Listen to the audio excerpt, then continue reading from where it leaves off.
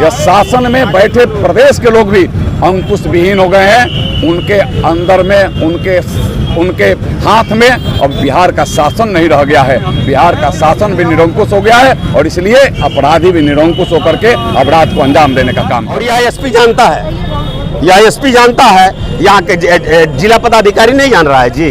सारा काम यह करवा रहा है और यहाँ जो है ट्रांसफर पोस्टिंग में दारू माफियाओं की चलती है। मैं दावे के साथ कहता हूं कि यहाँ भ्रष्टाचार चरम पर है और यह सारा दारू माफिया जो है यहाँ से लेकर के सिवान से लेकर के और प्रदेश तक जो है यह सरकार जो है निकम्मी सरकार है और इस सरकार में भ्रष्टाचार तो चरम सीमा पर है और अपराधी बेलगाम हो गए हैं, तांडव मचा हुआ है।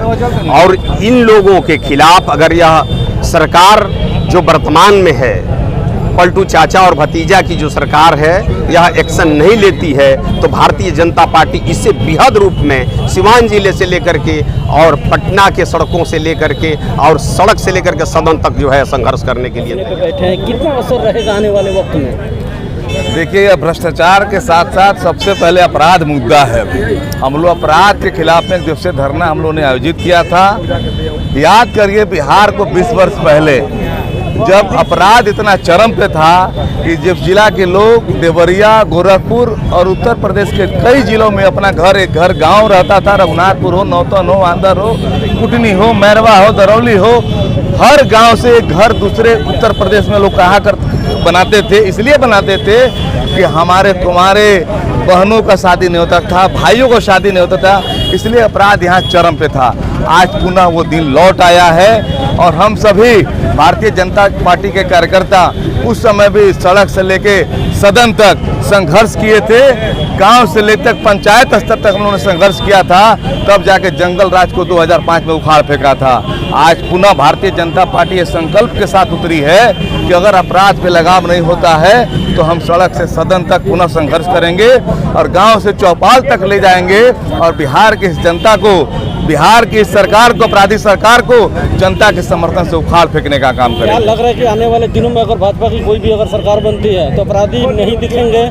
इसका आप प्रमाण के साथ उत्तर प्रदेश को देख सकते हैं कि जहां अपराधी सीधे यमराज उठा के उनको स्वर्ग लोक ले जाता है, नरक लोक ले जाता है। चलिए, आज आप लोग बैठे हुए हैं सिवान में, क्या इतना असर रहेगा आने वाले दिनों में इसका? बिल्कुल असर रहेगा। देखिए, सबसे बड़ी बात यह है कि यह सरकार जो है निकम्मी सरकार है और इस सरकार में भ्रष्टाचार तो चरम सीमा पर है और अपराधी बेलगाम हो गए हैं, तांडव मचा हुआ है।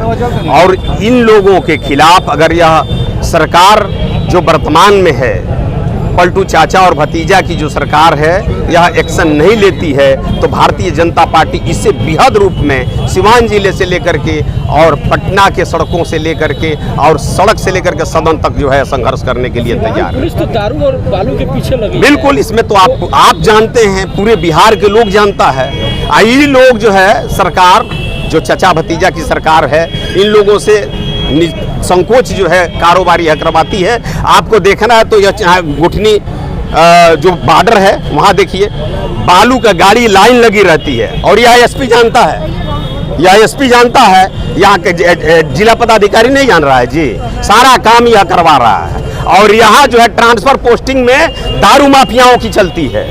मैं दावे के साथ कहता हूं कि यहाँ भ्रष्टाचार चरम पर है और यह सारा दारू माफिया जो है यहाँ से लेकर के सिवान से लेकर के और प्रदेश तक जो है यह सरकार चला रही है। इसकी विफलता क्यों आ रही है इस तरह से? देखिए, आप सब देख रहे हैं कि पुलिस जो है यह लाचार हो गई है। चाचा भतीजे की सरकार में पुलिस लाचार है और यह बीमार है और ऐसे लोगों को यहाँ रखा गया है जो सरकार जनता को नहीं सुन रही है। आप देखिए, पंचायत से लेकर के प्रदेश तक लोग त्राहिमाम कर रहे हैं, आम जनजीवन तक मैंने दयनीय स्थिति में जी रही है। वहाँ हत्या हुआ आकाश सोनी का, उसके बाद और लड़का हुआ, कितने हत्या गिनवाऊं?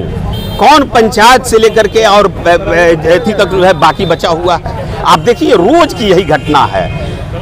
मैंने हत्या, लूट, बलात्कार, यह तो मैंने तांडव मचा हुआ है और सिवान की जनता जो है इस बार अब माफ़ नहीं करेगी, बिहार की जनता माफ़ नहीं करेगी। और पलटू कुमार ये सोच रहे हैं कि यहाँ से हम पंचायत और प्रदेश के बाद हम देश की सोचेंगे, वो उनकी भूल है और बिहार के लोग इस बार जो है भगा रहे हैं। क्या लग रहा है कि आने वाले दिनों में अगर भाजपा की सरकार बनती है तो अपराधी नहीं दिखेंगे? बिल्कुल नहीं। आज जैसे हमारी भारतीय जनता पार्टी की उत्तर प्रदेश में क्या सरकार है कि इस मोड़ पर हत्या करोगे और छिनतई गुंडई करोगे तो अगले मोड़ पर शमशान जाना पड़ेगा। उसी तरह से यहाँ पर भी उसका फोटो स्टेट आ गया है और पलटू कुमार को जाना होगा।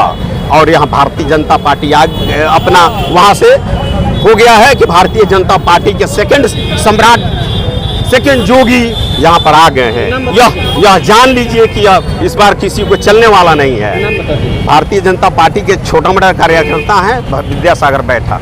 बड़ा असर होगा। भारतीय जनता पार्टी की कहते हैं सो करते हैं, हम लड़ाई को अंतिम अंजाम देते हैं। जब हमारा संकेतिक का धरना है तो ये धरना के माध्यम से हमने संकेत दिया है आगे बहुत बड़ा संघर्ष बाकी है। सड़क पर उतरेंगे और अपराधियों से मुक्त सिवान बने, इसके लिए हर स्तर पर हम शासन प्रशासन को मजबूर कर देंगे कि आपको अपराधियों से अपराधियों से सिवान को बनाना पड़ेगा।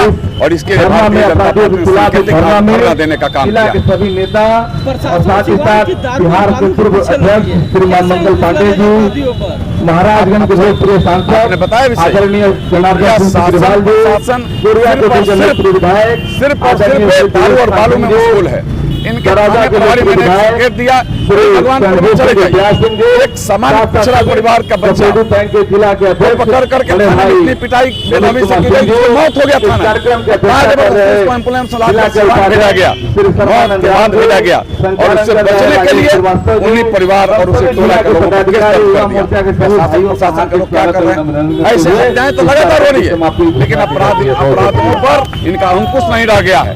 यह शासन में बैठे प्रदेश के लोग भी अंकुश विहीन हो गए हैं। उनके अंदर में उनके हाथ में अब बिहार का शासन नहीं रह गया है। बिहार का शासन भी निरंकुश हो गया है और इसलिए अपराधी भी निरंकुश होकर के अपराध को अंजाम देने का काम कर रहे हैं। धन्यवाद।